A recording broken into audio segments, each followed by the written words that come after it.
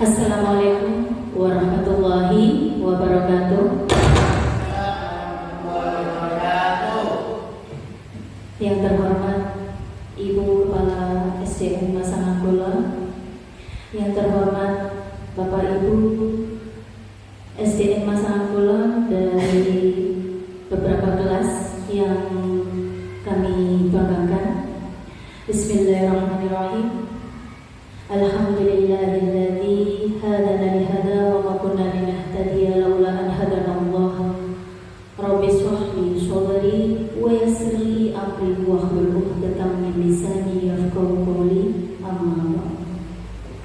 Pertama-tama, marilah kita panjatkan puja dan puji syukur kehadirat Allah Subhanahu wa taala yang mana pada pagi hari ini alhamdulillah kita semua dapat berkumpul dalam keadaan sehat walafiat, dan tak lupa salawat serta salam tetap tercurahkan kepada baginda besar Muhammad sallallahu alaihi wasallam yang mana menuntun umat manusia dari jalan kegelapan menuju jalan terang benderang, yaitu berupa dinul Islam.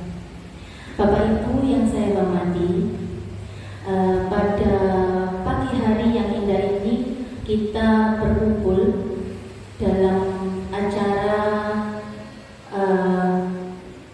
aksi nyata dari kami CGP atau Calon Guru Penggerak Angkatan 9, yang mana saya adalah Ibu Hendri Pristiasari dan di sebelah saya adalah Bapak Agung Fatur Rahman.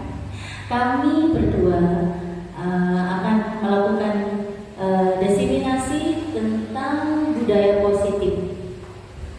Nah, untuk itu Bapak Ibu, sebelum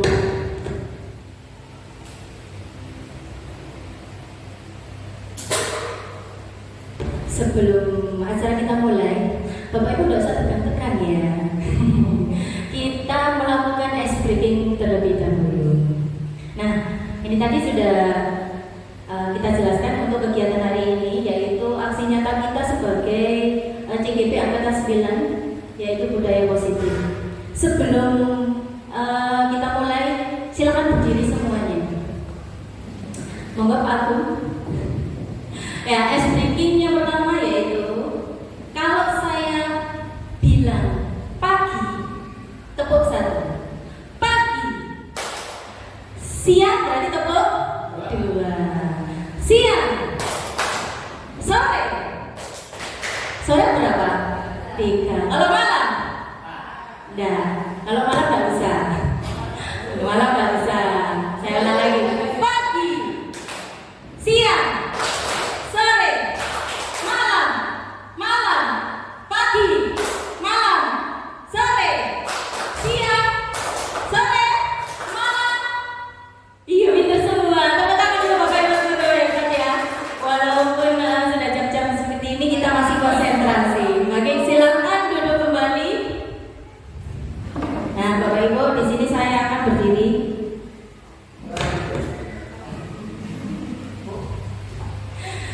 Baik,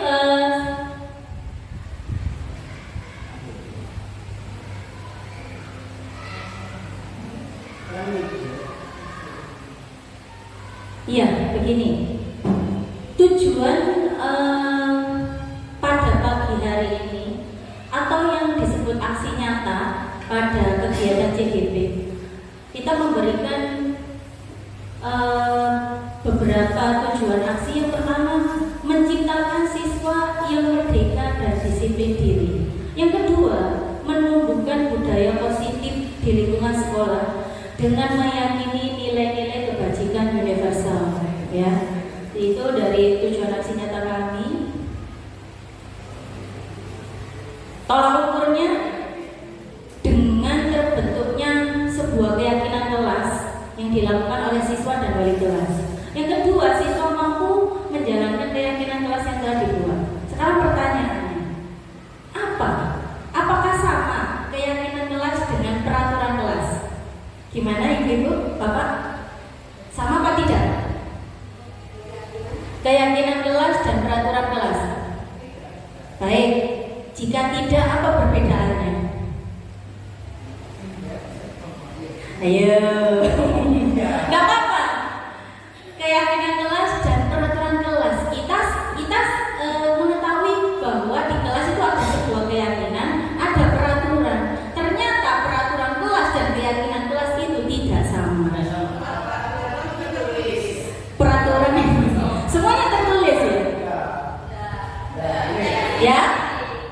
Kalau menurut saya, keyakinan itu sudah ada di mindsetnya anak sebelum dia masuk kelas. Dia sudah punya mindset itu bahwa itu ada keyakinannya.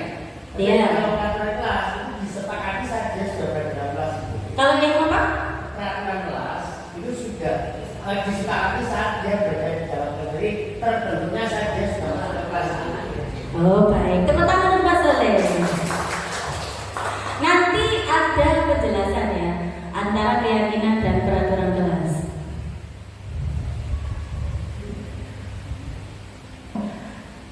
Bagaimana langkah tindakan dari kegiatan untuk budaya positif? Kita konsultasi dengan kepala sekolah mengenai pentingnya budaya positif yang didesiminasikan rekan guru. Setelah dengan kepala sekolah mengumpulkan rekan guru, Bapak Ibu di sini mengenai budaya positif. Yang ketiga, koordinasi dengan wali kelas lain membuat keyakinan kelas. Yang keempat, memantau, merefleksi, mengevaluasi keyakinan yang dibuat.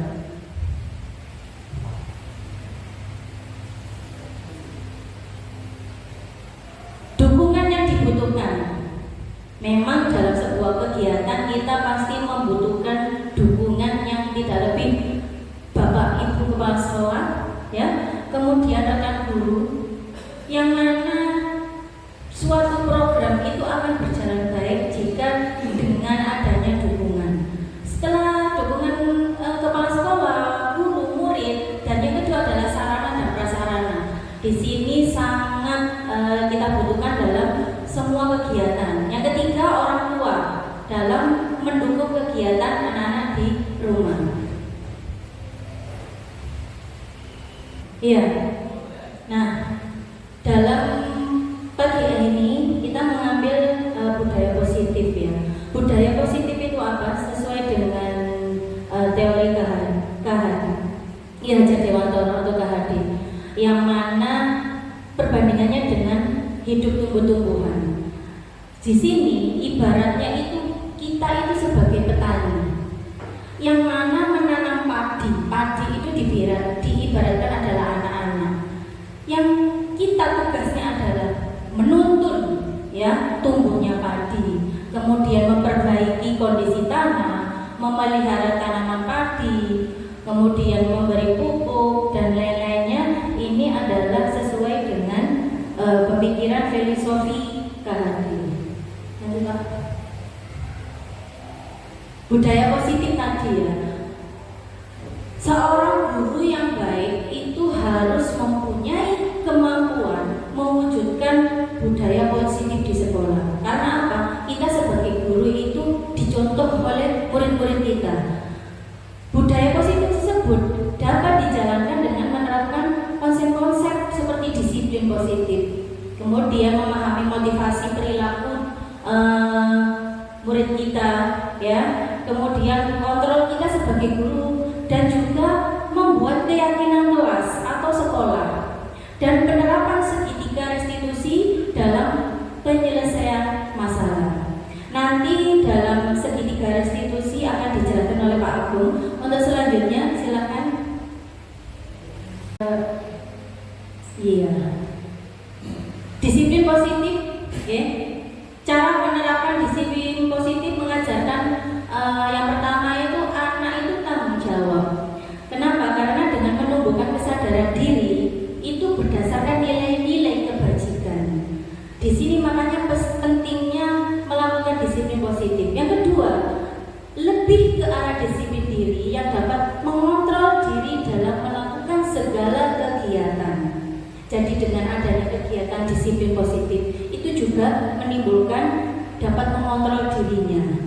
Dan yang ketiga, dapat membuat murid itu memahami, menyadari berdasarkan motivasi internal, bukan akibat paksaan, ujian atau hukuman. Jadi ketika suatu pembiasaan yang dilakukan itu karena dari dirinya sendiri, bukan paksaan, bukan hukuman. Makanya dibudidayakan disiplin positif.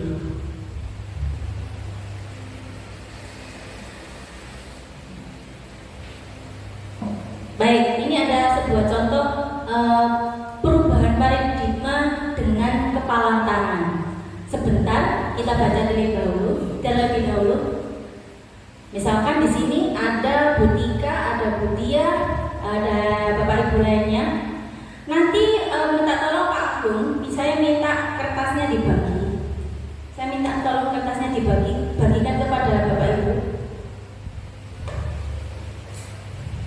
Satu saja, masing-masing satu. Masing-masing satu.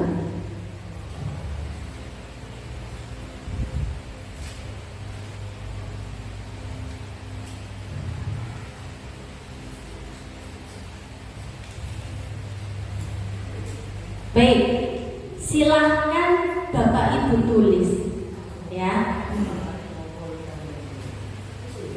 Silahkan Bapak Ibu tulis yang berada di dalam kertas. Hal apa yang membuat Bapak Ibu itu sangat penting? Siapa yang sangat penting? Atau siapa boleh? Benda apa atau orang? Silakan. Yang menurut Bapak Ibu itu ini hal yang terpenting buat saya. Guys, apa itu ya? Silakan ditulis. Hal ini adalah hal yang terpenting buat saya. Hal yang terpenting buat saya. Silakan Bapak Ibu tulis di kertas. Bebas. Yang menurut Bapak Ibu inilah hal yang paling penting buat saya. Kan hal yang penting satu aja boleh. Sudah? Kalau sudah diremet-remet, iya, diremet-remet apa ya? Setelah diremet-remet di kepala. Sekarang karena berpasangan, silahkan Bapak Ibu hal yang terpenting tadi silakan diambil. Kira-kira kepalan tadi Anda lepaskan apa tidak? Silakan direbut. Kepalan tadi silakan direbut. Silakan direbut. Ya, setelah kepalanya kertas tadi silakan direbut. Boleh enggak? Boleh enggak kira-kira? Boleh? Boleh? Apakah kepala tadi Anda lepaskan? Tidak. Karena apa? Ada sesuatu hal yang sangat berharga di sini. Coba saya pengen tahu ya, salah dua aja dengan salah satu. Betul. Apa ya? Kepalanya tadi berisi tentang apa ya? Pasangan yang sefrekuensi. Tepuk tangan dong, pasangan sefrekuensi. Saya mau Bu Mary. Silakan Bu Mary. Apa Bu Mary? Apa hal yang berharga? Oh, uang. Oh, bukan ya, apa ya? Keluarga. Oke, silakan dibuka semua. Dibuka semua. Ada keluarga, ada pasangan, orang tua, anak-anak, keluarga, ibu. Iya, luar biasa sekali. Memang kalau anak laki-laki itu dominannya ke ibu. Tapi kalau ibu-ibu memang tugasnya seperti itu. Silakan Pak.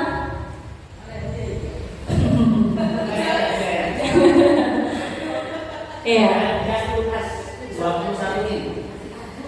Seperti halnya tadi ya, tentang keyakinan kelas, kenapa kok bukan peraturan saja? Nah, di sini seperti kita mengetahui kalau peraturan di jalan itu pakai helm, kemudian kalau peraturan 3M pakai masker, cuci tangan, menjaga jarak, itu peraturan. Nah, mengapa harus datang tepat waktu pada saat mengikuti pelatihan? Nah, itu adalah peraturan. Peraturan itu mengikat. Tapi kalau keyakinan kelas di sini lebih menggerakkan dibandingkan mengikuti serangkaian peraturan-peraturan. Makanya kalau di kelas itu kita buat yang namanya keyakinan kelas. Ya, seperti itu.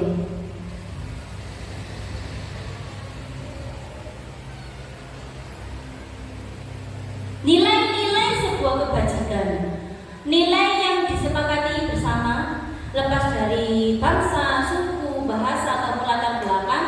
Yang pertama kali yaitu tentang profil pelajar Pancasila ya, seperti kita ketahui. Mari kita nyanyi bersama-sama, Bapak Ibu. Profil pelajar Pancasila.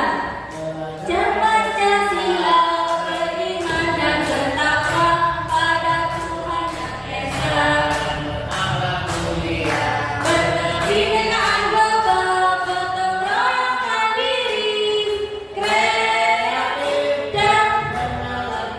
Sekali lagi ya, profil pelajar Pancasila, pelajar Pancasila beriman dan bertakwa pada Tuhan Yang Esa dan berakhlak mulia, berkebinekaan global, gotong royong mandiri, kreatif dan bernalar.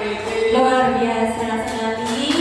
SDM Masalah Kulon ya, sangat menerapkan profil pelajar Pancasila.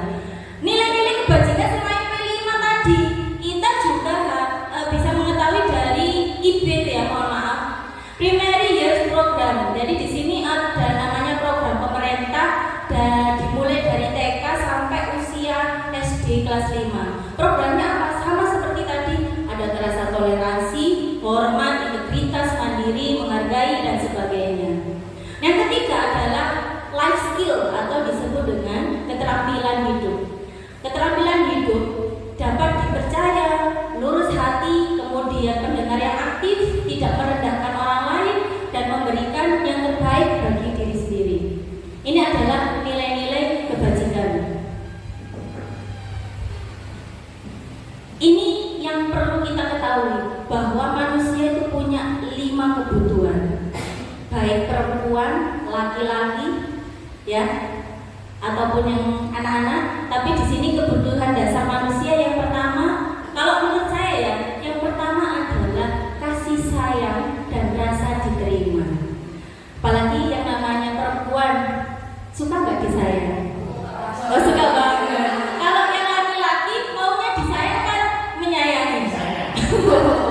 Baik, itu adalah kebutuhan dasar.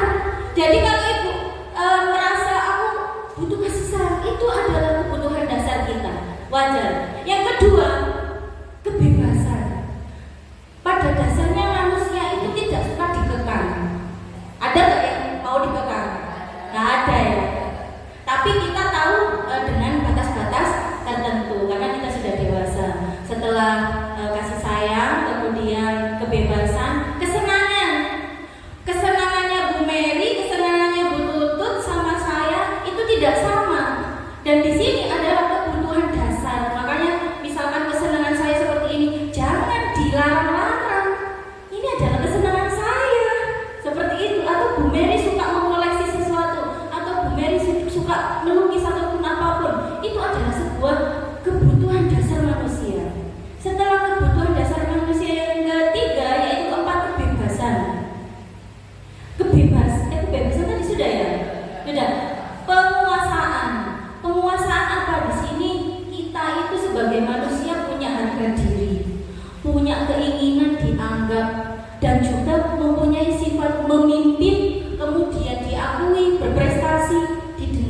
Ini ada butuh namanya penguasaan.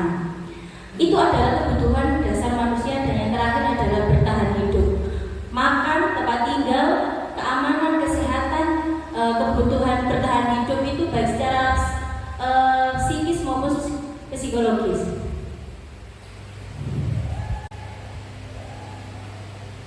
Keyakinan kelas, terutama kita sebagai guru ya, keyakinan kelas baik di kelas ataupun di sekolah, guru berperan mewujudkan terbentuknya keyakinan sekolah atau kelas dengan adanya kesepakatan yang mana berupa pertanyaan yang mudah diingat, dipahami, harus diterapkan dalam lingkungan sekolah. Misalkan dalam keyakinan kelas, Bapak Ibu menjunjung apa? Misalkan disiplin, ya, keyakinan kelas tidak boleh apa gitu. Itu adalah sebuah kesepakatan yang harus diterapkan dalam kelas.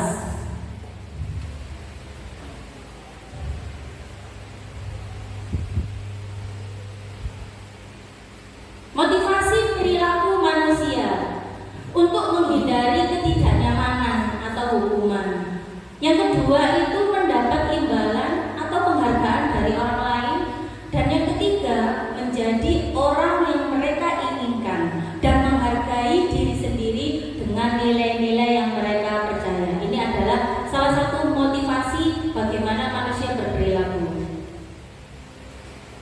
Motivasi perilaku manusia yang dari internal untuk menjadi orang yang mereka inginkan dan menghargai diri sendiri dengan nilai-nilai yang mereka percaya. Hindari hukuman.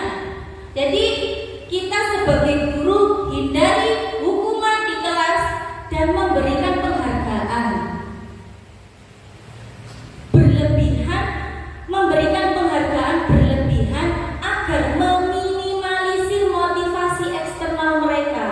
Ya, kita dorong motivasi internal mereka.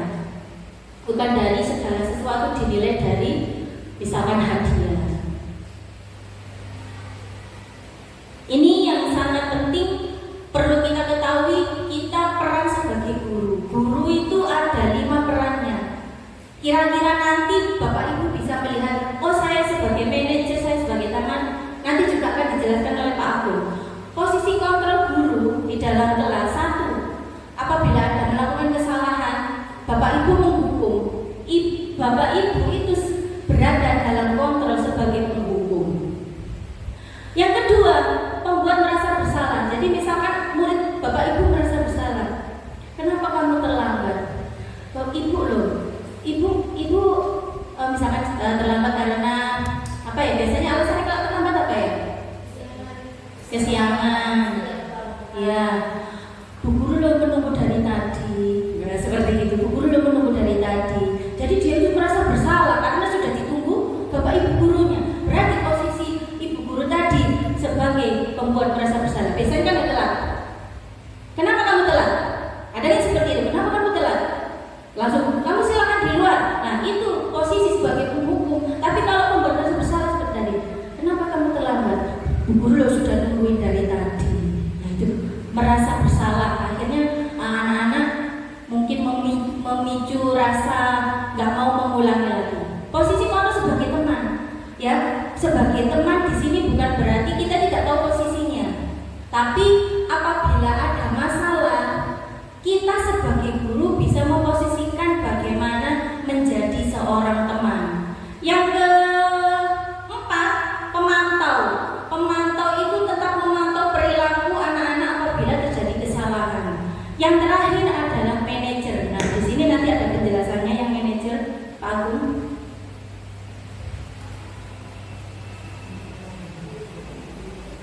Guru yang berperan sebagai manajer itu menggunakan segitiga restitusi. Di sini ada yang namanya segitiga restitusi ya Bapak Ibu, dalam bagaimana sih menjadi guru itu sebagai manajer. Ada 3 tahapan. Yang pertama, menstabilkan identitas, kemudian tidak akan salah, dan menyayangkan keyakinan. Di sini nanti ada video Pak Agung bagaimana menjalankan guru, posisi gurunya menjadi manajer ya Pak tadi. Tujuannya apa?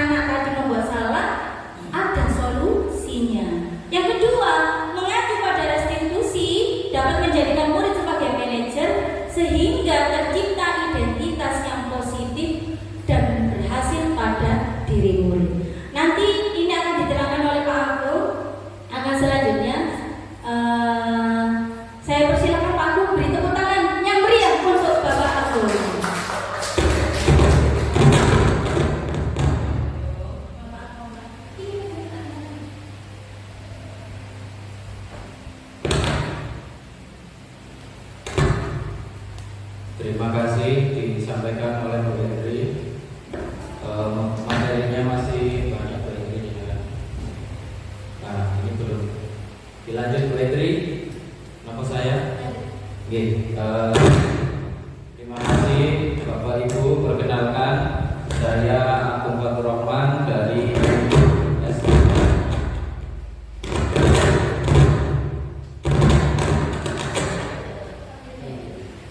Cek. Oke, mohon maaf. Saya ulangi lagi.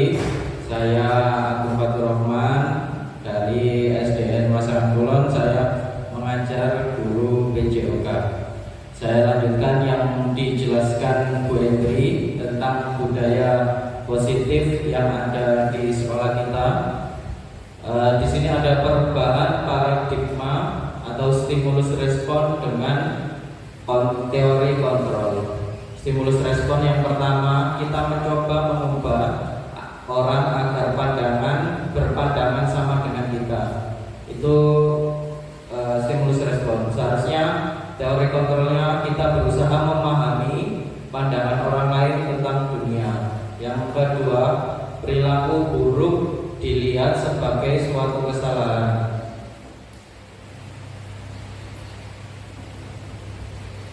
Selanjutnya teori kontrolnya adalah semua perilaku memiliki tujuan.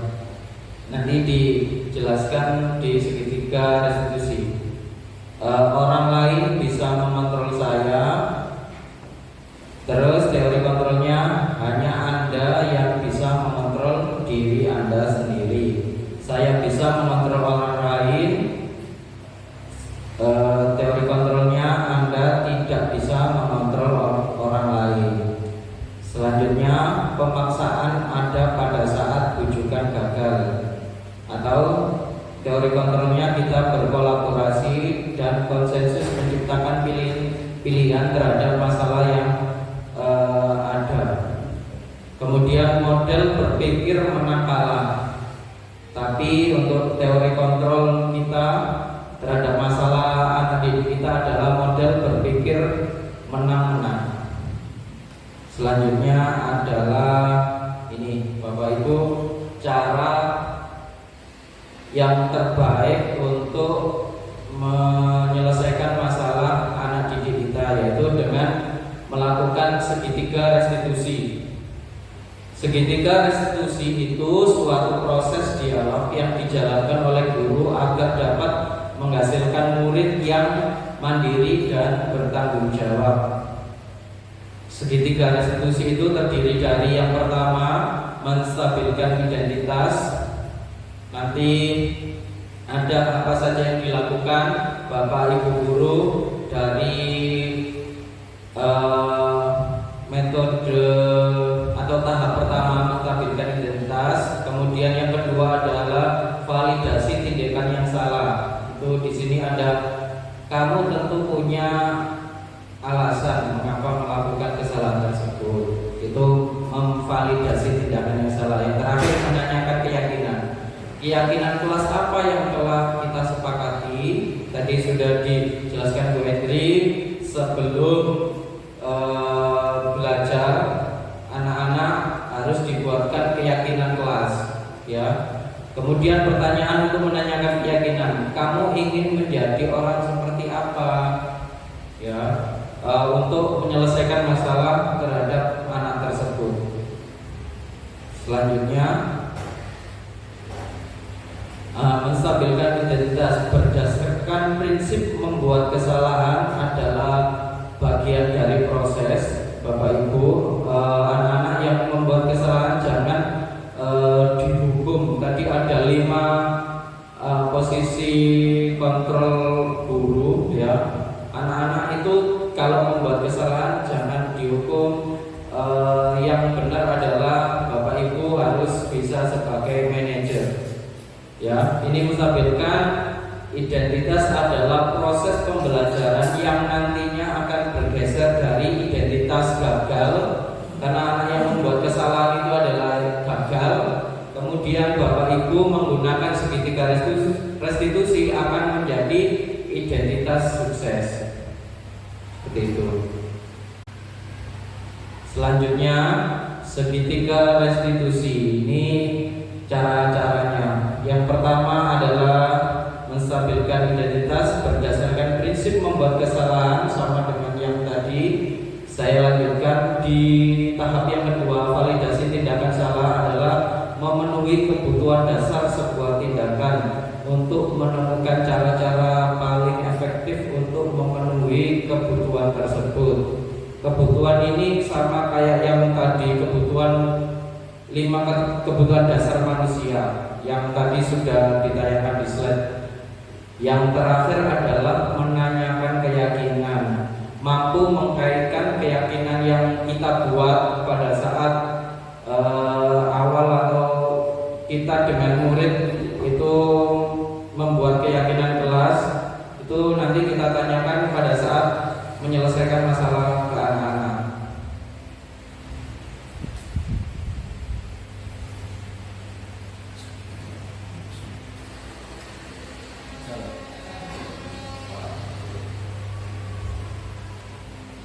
Oke, terima kasih Pak Soleh. Yang pertama ini kata-kata dalam menstabilkan identitas untuk membuat murid merasa gagal karena perbuatan salah menjadi positif baginya. Ini jangan membuat kesalahan anak itu menjadi, oh kamu salah, kamu harus dihukum lari 10 kali push up, seperti itu tidak boleh. Kita tanyakan ya kepada anak-anak seperti ini. Berbuat salah itu hal manusiawi, tidak ada manusia yang sempurna.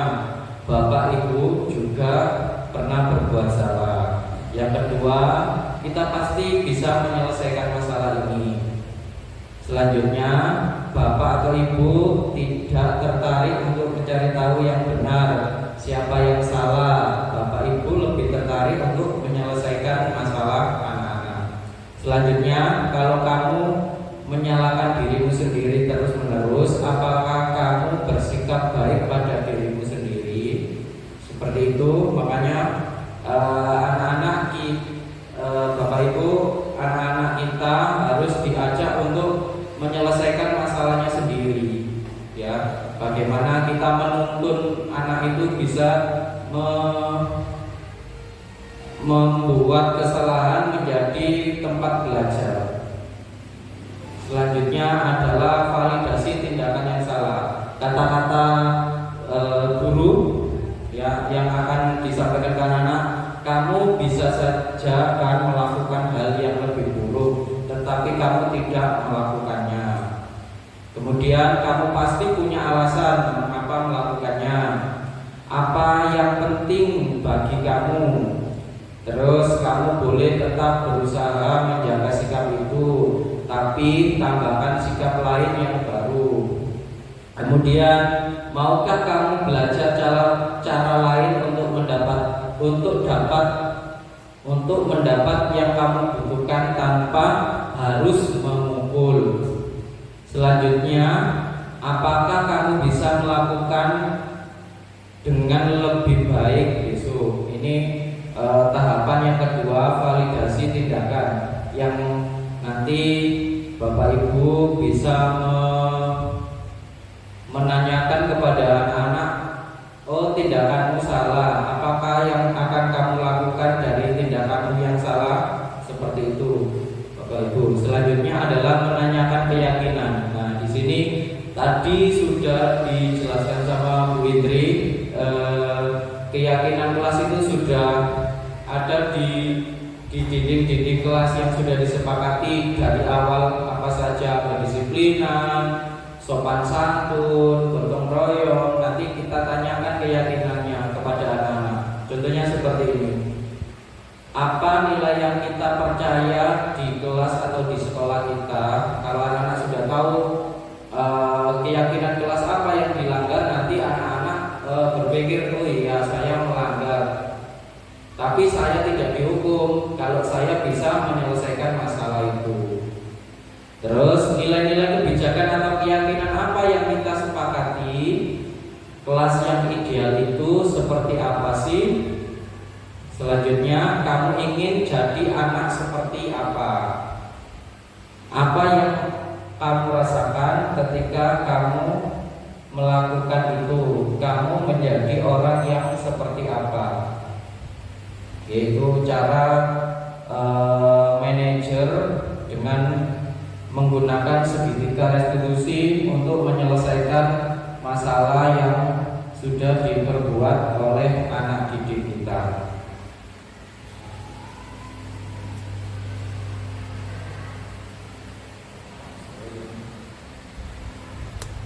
Nah, ini contoh penerapan segitiga restitusi.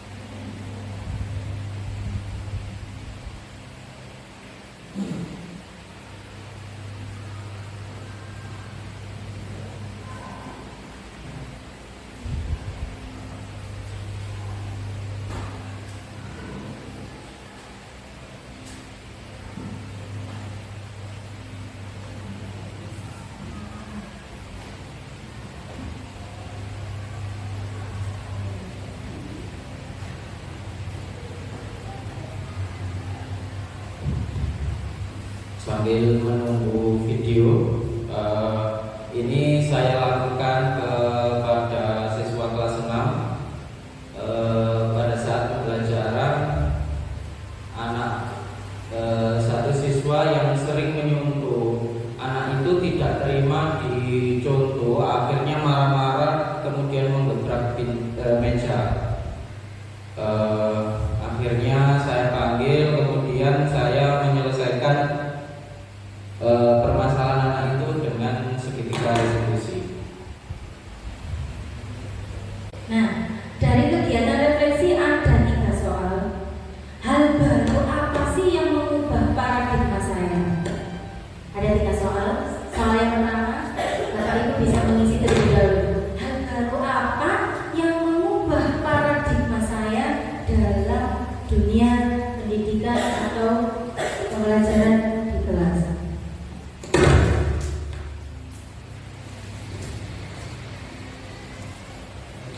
Hal baru apa yang mengubah paradigma saya? Pak, bisa?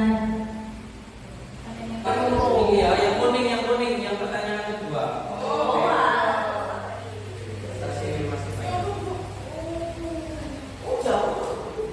Bu, merek doang.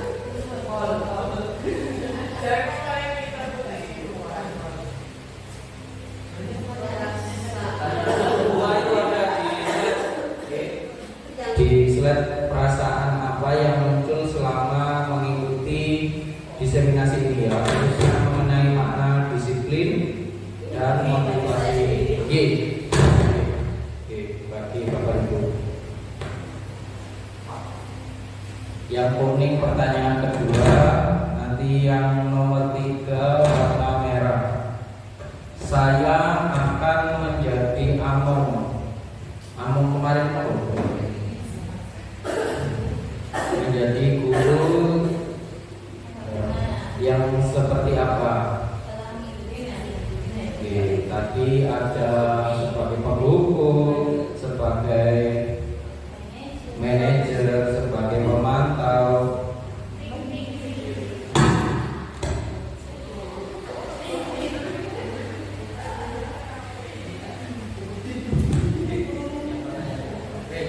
Baik, itu tadi kita merefleksi dari sebuah kegiatan.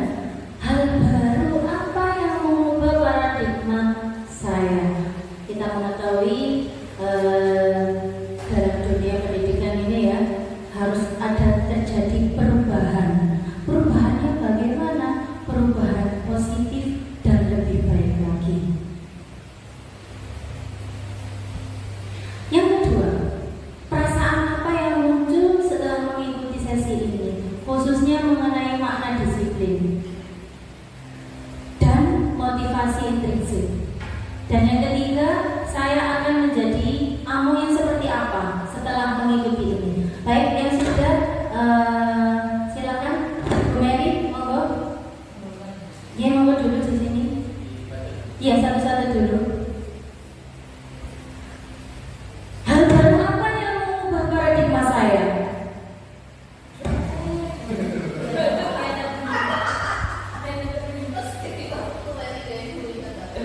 Lebih tanggap terhadap keluhan siswa dan lebih menyayangi mereka. Baik. Yang kedua, perasaan apa yang muncul selama mengikuti sesi ini, khususnya mengenai disiplin dan motivasi intrinsik.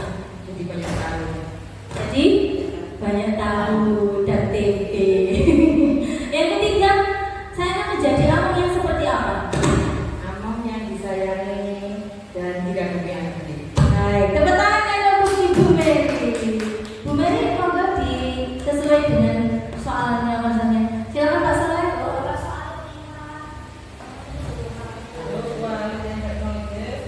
Oh iya. Mau jadi guru seperti apa? Tadi ada 5 dari penghukum, Manajer, pemantau. kalau yang tadi yang sudah dipraktekkan tadi manajer. Hal baru apa yang mengubah paradigma saya? Silakan Bapak Saleh. Bahwa guru selain mengajar juga harus sebagai manajer. Luar biasa sekali. Perasaan apa yang muncul ketika mengikuti ini dan khususnya mengenai makna disiplin? Jadi senang dan juga saya merasa lebih sadar lagi bahwa saya sudah sampai dalam mengajar masih kurang maksimal. Baik, luar biasa sekali. Saya akan menjadi amo yang seperti apa setelah mengikuti? Jadi teman sekaligus orang tua bagi mereka. Tepuk tangan untuk Pak Saleh. Silakan Pak Saleh. Lanjut, Bu Dwi. Monggo.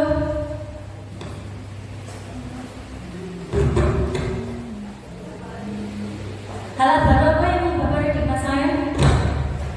Dengan adanya ini, saya berarti tidak boleh memburu, tidak boleh membuat siswa merasa bersalah lagi. Yang kedua, perasaan apa yang muncul selama mengikuti sesi ini dan mengenai mana disiplin? Saya semakin antusias dan untuk menambah pengetahuan lebih lanjut. Benar, dan saya akan menjadi amo seperti apa? Seperti manajer yang memberikan solusi kepada siswa yang bermasalah. Luar biasa, guru-guru hebat SDM masanya pula.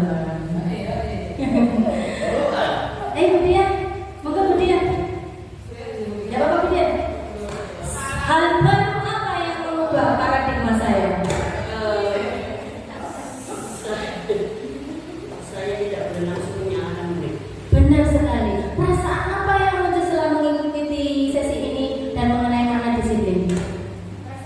Senang karena bisa menambah kebiasaan anak saya di kelas biar lebih baik lagi dalam mengajar. Luar biasa. Saya akan menjadi amo yang seperti apa?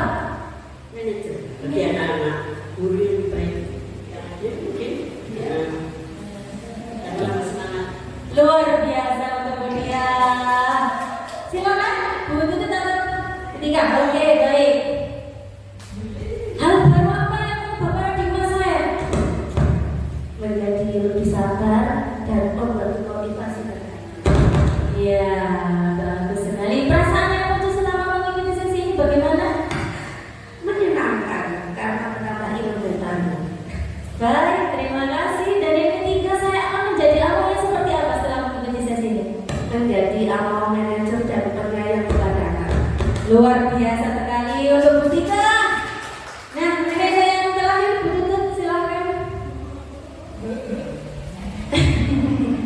Bagi hal baru apa yang mengubah paradigma saya? Mengubah mindset saya yang dulunya menghukum sekarang menjadi manajer. Iya, benar sekali. Perasaan apa yang muncul selama mengikuti sesi ini khususnya mengenai makna disiplin? Sangat menyenangkan karena mungkin sebelumnya belum pernah mengetahui hal yang seperti ini. Dan yang terakhir, saya akan menjadi amo seperti apa? Menjadi manajer untuk anak-anak dan menjadi motivator yang baik untuk anak. Baik, terima kasih tepuk tangan semuanya. Di sini pas azan ya, kita. Untuk kegiatan penutup nanti akan ditutup oleh Pak Agung ya. Oke. Di sini saya dari Bapak Ibu kegiatan refleksi kita bisa mengambil kesimpulan bahwa kita sebagai guru harus mengubah paradigma kita, ya, paradigma lama yang mana dari menghukum, ya, kita menjadikan posisi kita guru adalah sebagai manajer. Monggo untuk Pak Agung ditutup pada kegiatan hari ini. Saya serahkan dulu kepada Pak Agung.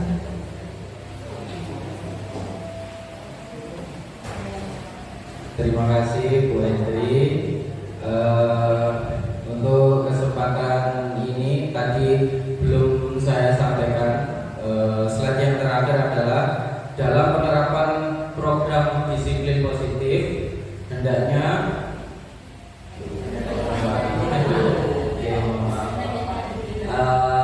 guru memiliki standar kepribadian profesional dan sosial yang baik, di mana guru mampu merefleksikan dirinya dalam posisi kontrol saat ini, bagaimana perjalanan dirinya sebagai among atau manajer yang menuntun murid-muridnya menjadi insan yang mandiri, merdeka, dan bertanggung jawab. Itu merupakan standar nasional pendidikan kita.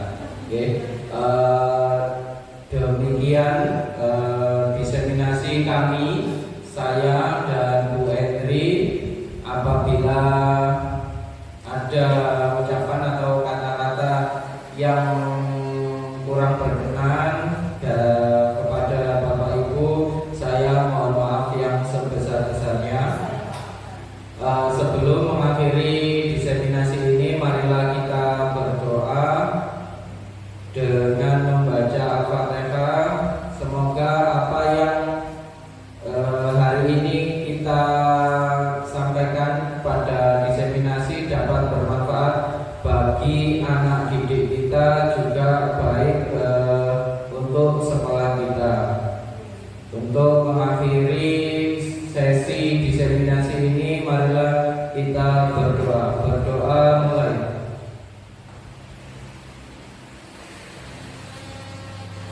Berdoa selesai. Terima kasih Bapak Ibu Guru atas partisipasinya dalam diseminasi calon guru penggerak dengan tema disiplin positif. Saya Abu Bakar Rahman, saya akhiri bersama Bu Hendri. Terima kasih banyak. Assalamualaikum.